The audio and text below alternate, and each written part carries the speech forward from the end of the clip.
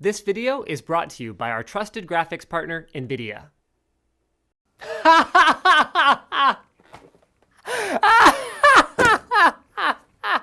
This is the Razer Naga Hex LoL edition. Oh wait, League of Legends. Hold on, that's different. Yeah, it's a game, not a laughing thing. Okay, so this is the Razer Naga Expert MOBA, which I actually had to look up. I hadn't heard of that before, so it's apparently something, can't remember. Multiplayer online battle arena, that's a genre now. I mean, I always thought we just called it Dota and League of Legends because those are sort of the primary games, but there you go. Optimized for MOBA and action RPG games, or I mean, MMO probably is just as valid for something like this because, however, unlike the regular Naga, which has 12 buttons on the side, the Naga Hex is named such because it only has 6 buttons on the side, so it's not quite as crazy optimized for tons and tons and tons of different functionality, but more like you want to have a bunch of different profiles with a few different commands that you'd want to be able to execute at a moment's notice. Now, if you've followed Linus Tech Tips, you probably already know that I do like the Naga, the original one. I've never tried the Hex, although based on what I'm seeing so far, they're going to be pretty similar. And I do like the idea of mice that have a lot of buttons on the side.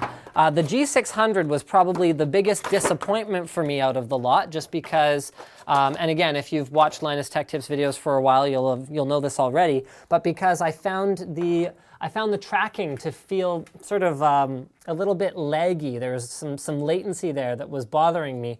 Whereas the Naga, I have never had that problem. So it's, I mean, you can see that it's one of the ones that's actually on our gaming test bench. So we do actually use it. It's, you can always tell when we pull something out and it's sort of nearby and convenient that it's something that we like and actually use day to day. So there you go. So let's have a look at what Razer includes. Dominate the fields of justice with the Naga Hex. Cool, okay, so there's a little card there. They're so good at packaging, giving you little like things that are sort of neat.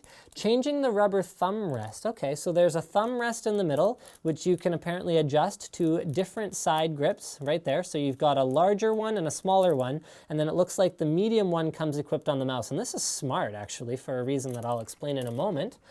We've got some Razer stickers, which are obviously pretty sweet, as well as the rest of their usual documentation. Ah, yes, you get a free champion with the mouse. And since I don't need a League of Legends champion, I would be happy to give him to you guys. So you get a free Tryndamere. Yay, first one to reclaim the code gets it.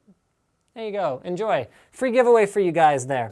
All right, so what's good about the Naga Hex? First of all, it has the same shape as the original Naga, which I like. It's perfect for sort of smaller and smallish medium hands to be very nicely contoured. So you can see from both angles here, there's somewhere to rest your pinky, somewhere to rest your ring finger, places for your middle and index fingers, and of course somewhere to put your thumb. I find for myself personally, this is the best ergonomic Razer mouse that I have used, and I've used pretty much all of them.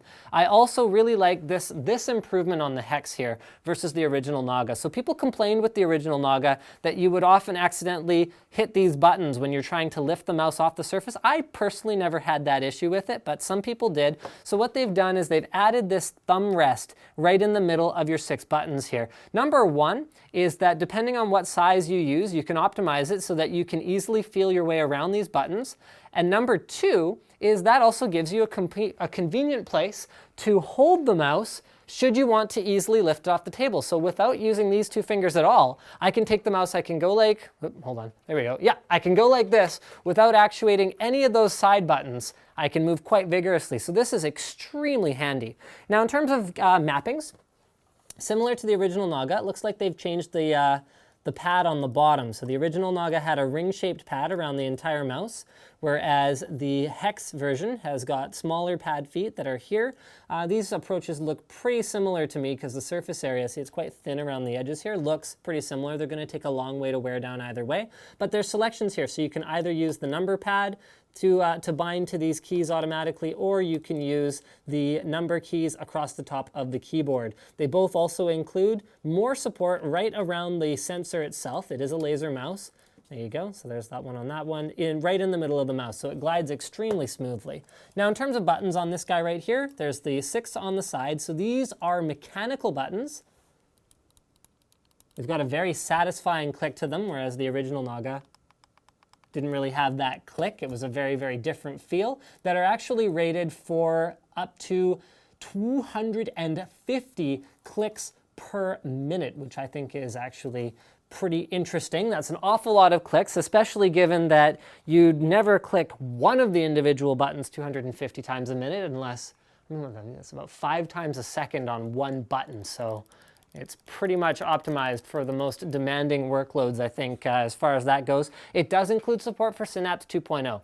Now, Synapse, originally, there were a lot of complaints about it, but Razer really addressed them with one of the most recent updates. So it's their cloud-based software that allows you to essentially store your profiles for your peripheral and take them with you, because anytime you're connected to the internet, you log into your profile and it'll go, boom, you're using your Razer peripherals. Okay, these are all the settings that you like to use. So it's just a cloud-based thing. But originally, if you didn't log in, you wouldn't be able to even use the profiles on a peripheral that you'd already plugged in. So they've completely fixed that now, so it works even in offline mode, and it'll give you the most up-to-date ones if you are not in offline mode.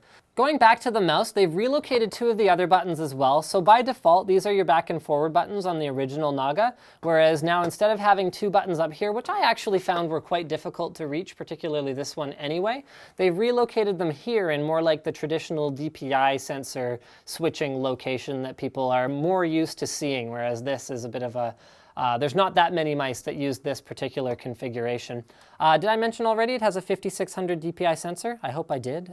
In terms of the rest of the looks, there hasn't really been that much that's changed. So instead of an illuminated Razer logo here, there's an illuminated League of Legends logo, which goes along with the co-branding of the mouse, as well as instead of a blue illuminated scroll wheel, they've gone with a yellow one instead. So we're going to go ahead and plug this in so you guys can get a good idea of what the mouse looks like once it lights up.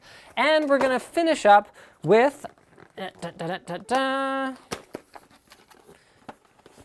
a quick unboxing of the accompanying League of Legends Goliathus mouse pad. So there you go. It has some League of Legends artwork on it. It's also got sort of the usual things you've come to expect from any Goliathus mouse pad. So it has an anti-fray edge, so it's not going to, well, fray. Although in my experience, usually even the ones that go straight to the edge with the regular mouse weave usually take 2 to 3 years to start fraying. It's got a nice rubber bottom on it, so I mean, what is there to say about it? It has League of Legends graphics on it. It goes with your mouse, and it's made by Razer, so it's probably fine. It has a pretty tight weave, so it's a fairly smooth surface for a cloth pad. So personally, I do prefer a bit of a less dense weave, but that comes down to the individual user's choice.